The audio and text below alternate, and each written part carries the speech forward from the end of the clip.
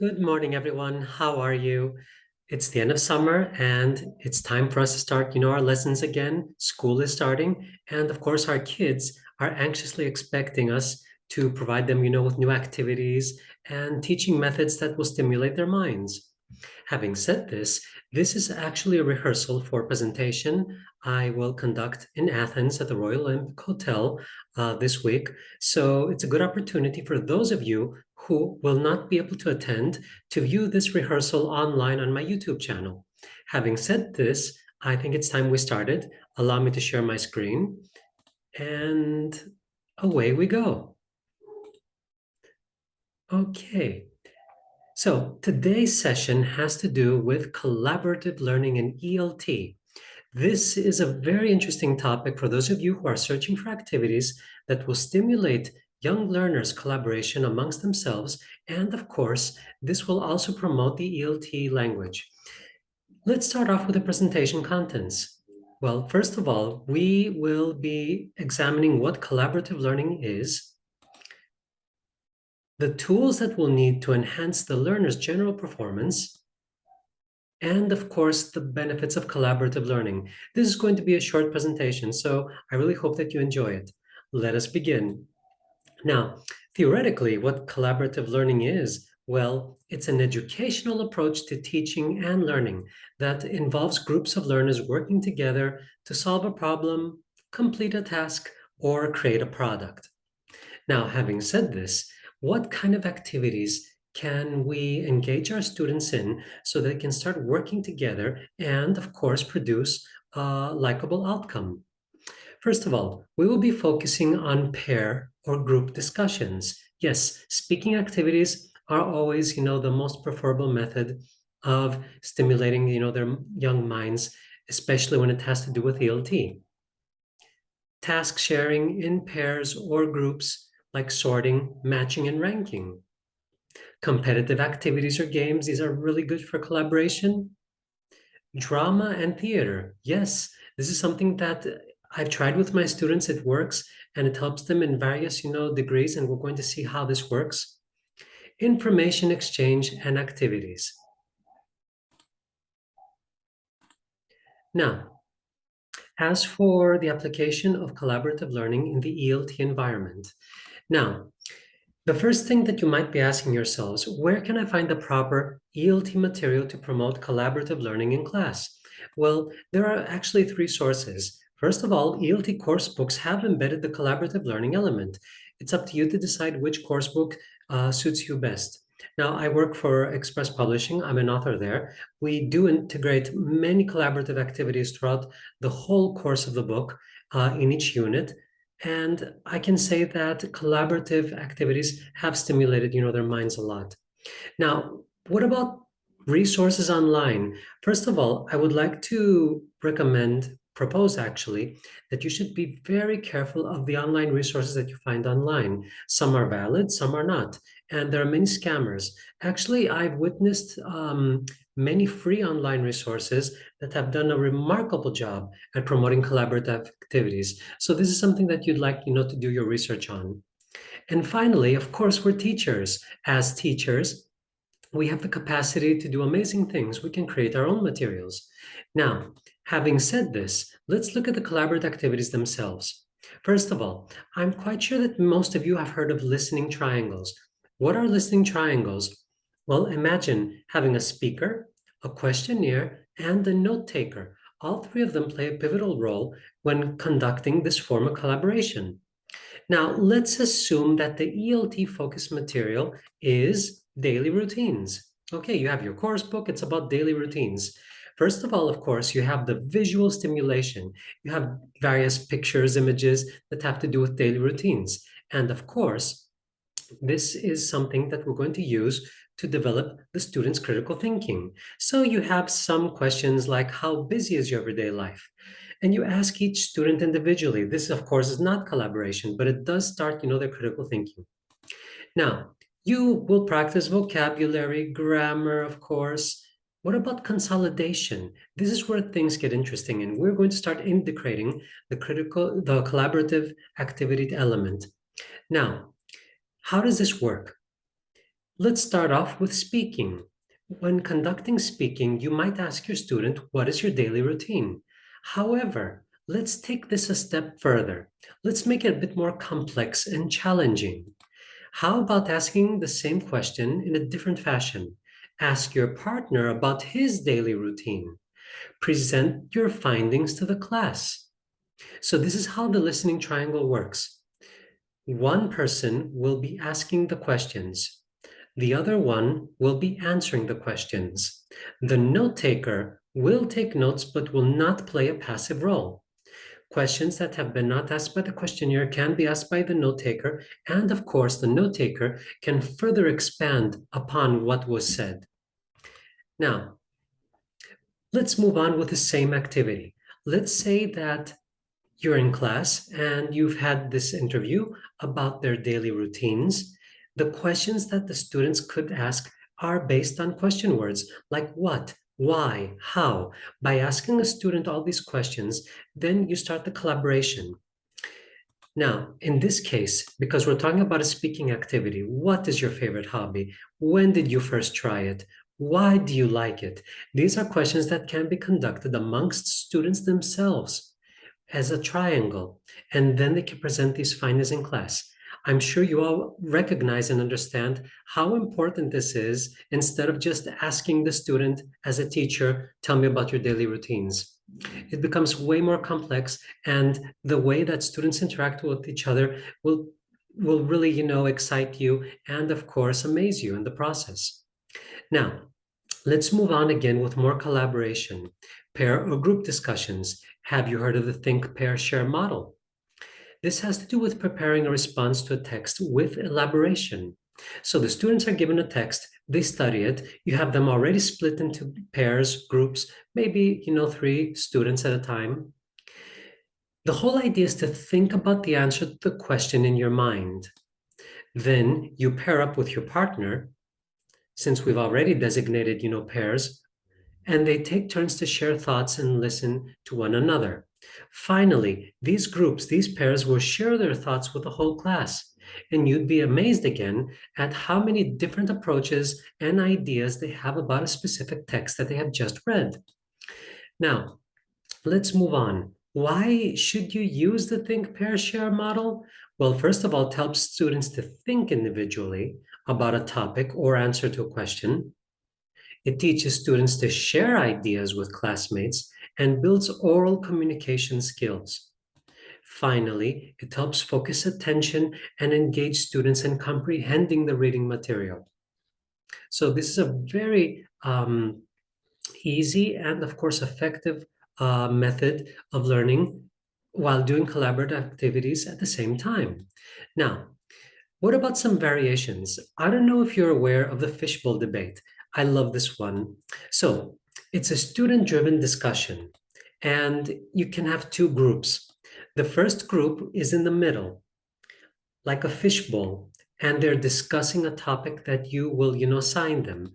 Now, the rest of the class gathers around the 2 or 3 individuals, the first group in the middle. And the second group actually observes, takes notes, and assesses the whole process. Now, after like a specific designated time of like 2, 3, or 4 minutes, you will ask the second group to offer feedback about the strengths, the weaknesses, proposals, and opinions. It's amazing because after that, you can, actually switch, and the second group can have the fishbowl debate about another topic and have the first group take notes. Now, other forms of collaboration have to do with writing.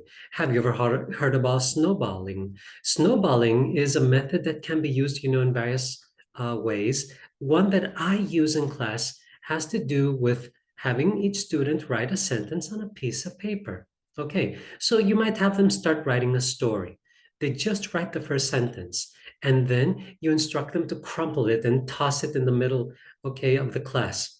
Now, after tossing it, each student will pick up a different piece of paper and the story will be continued by someone else. Now, I know this exercise kind of intimidates you because maybe there might be a lot of commotion.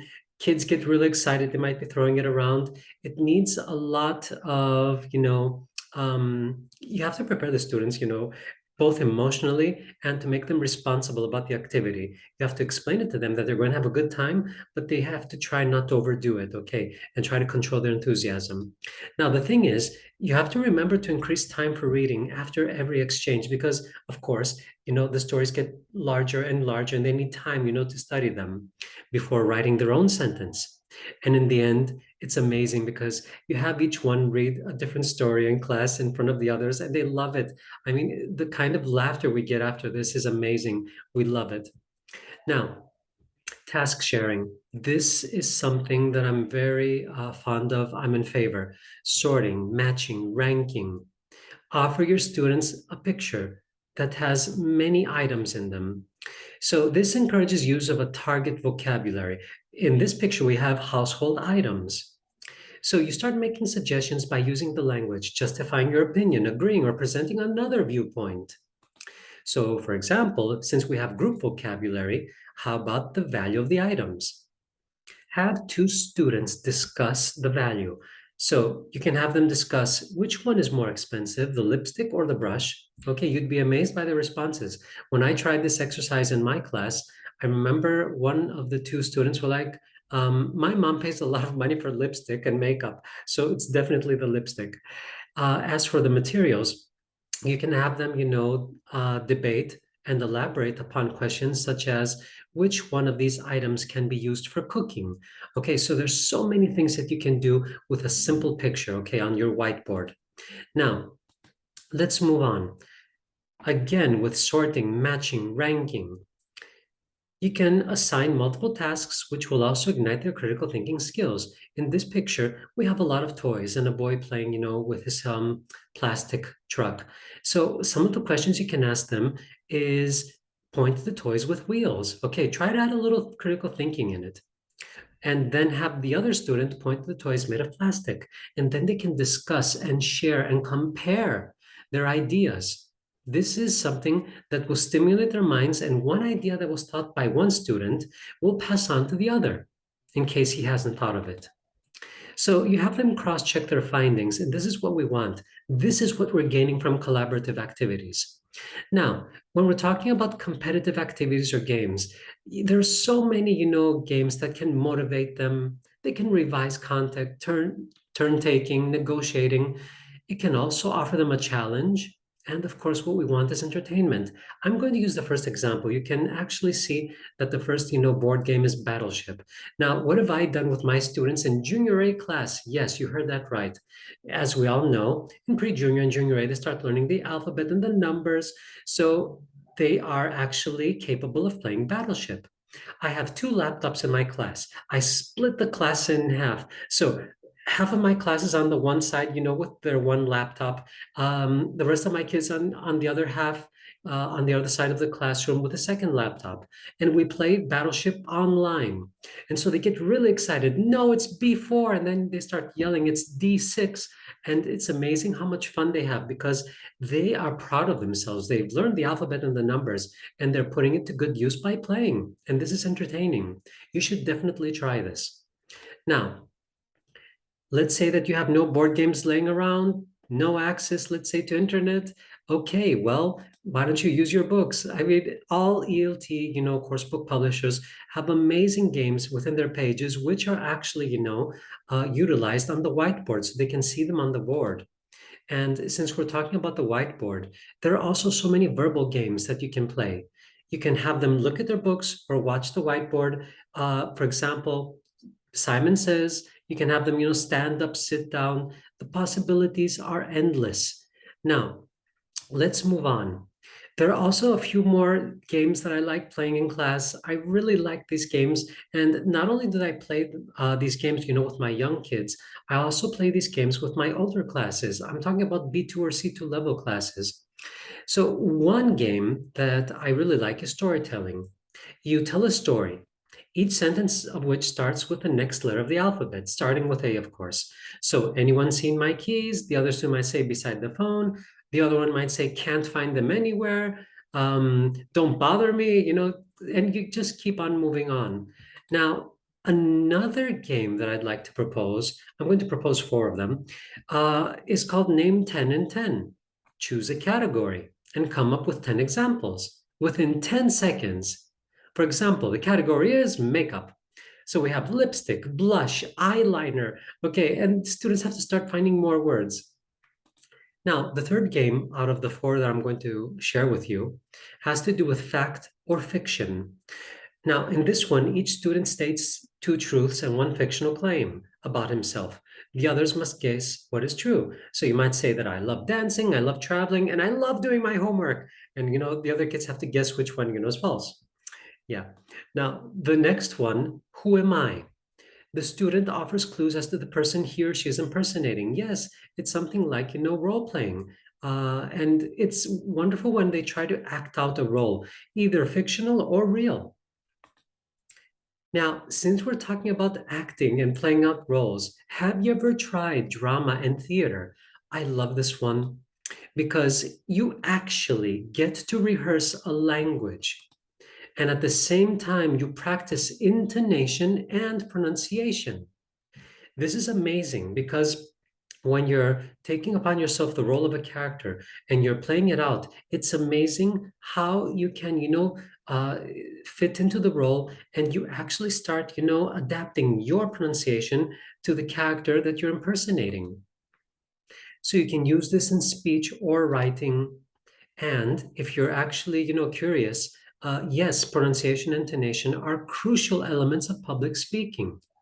Now, when we're talking about public speaking and generally about intonation and pronunciation, there's so many exercises in course books that I'm sorry to say that I've heard of teachers that neglect these exercises about pronunciation. There's a reason we authors actually add these exercises to the course books. They should be utilized and practiced in class. So, drama and theater are collaborations which promote these skills. Now, where can I find ELT material for theatrical productions if we're planning on doing something like this? Well, ELT course books contain a plethora of ideas and materials to utilize for your own play.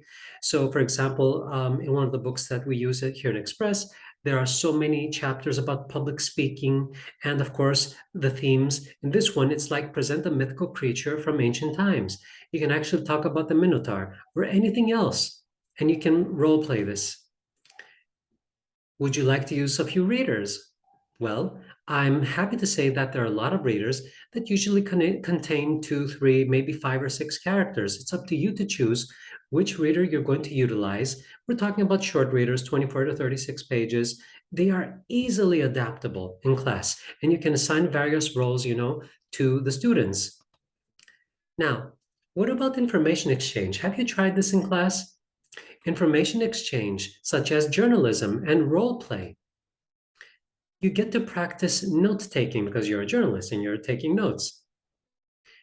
What about writing an article afterwards? So you've already, conducted the interview, then you start, writing an article, and you can do this as a team. So you have your journalist staff and you have like your whole team of journalists who might have taken an interview from the principal of the school, and together they have to work and put this together. So it also requires written preparation. What kind of questions are we going to use for this interview? So the people, the pairs or the groups working on this have to discuss and, of course, agree upon what they're going to present. Now, this also fosters responsibility, and it's something that we are in favor of. Now, finally, we'll be discussing the benefits of collaborative learning. It does encourage public speaking and active listening. Now, you all know that we're making presentations and we are working, for private companies that ask of us to do a presentation on something that we want to propose to them. It is crucial that at this young age, children have the ability and the courage to speak properly with the required intonation and pronunciation. This is public speaking, and this can be effectively handled if the students collaborate with each other and have dialogues. It's not enough to be talking only to the teacher. They have to interact with their peers, their fellow students, and this helps them incredibly. So it inspires participation and social interaction. And of course, it boosts their self-esteem and negotiation skills. If they practice enough, they will, improve, and in the end, they'll be proud of themselves. And all of this discipline and this self-esteem, that they'll establish will help them later on progress as students. Now, as for the knowledge and acquisition and retention that they acquire, yes, because they do get to exchange information, with one another, something that one student had thought of, maybe the other one had not. And of course, they practice all this memory retention as well. We should also point out that, leadership and management skills are something that we get to, as an advantage, from collaborative learning, and of course, improved student relationships. As working together actually improves the relationships, and I'm not saying that they should become best friends, but it does lessen the tension in class, and it also, helps them work better together, especially if they're going to be students, classmates for the following years. Now, as for listening and criticism, when we're collaborating with one another, many a time it's good, for the students to understand that they have to respect their partner's, voice, their opinions. And I have a lot of students in class that usually are impulsive, they're spontaneous, they just say what's on the top of their heads. And many times, they don't even think about respecting, their classmates' opinion. And this is something that collaborative learning will help them establish.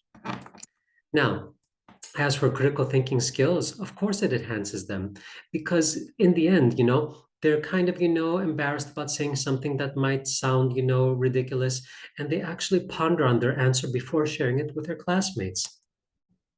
And of course, to be honest, this is also a challenge. Working with your classmates is challenging. It's not easy. And if they get used to working, with one another at this, young age, in the future, they will be able, to collaborate with their peers, their coworkers, their colleagues as adults. Now, I'd like to thank you all for your time. It was a pleasure having you here. As always, you can find, our contact information. This presentation is going to be conducted on behalf of Express Publishing. They are powering this presentation. So you can, contact the publisher for further information regarding these books. Thank you so much. I wish you a pleasant afternoon.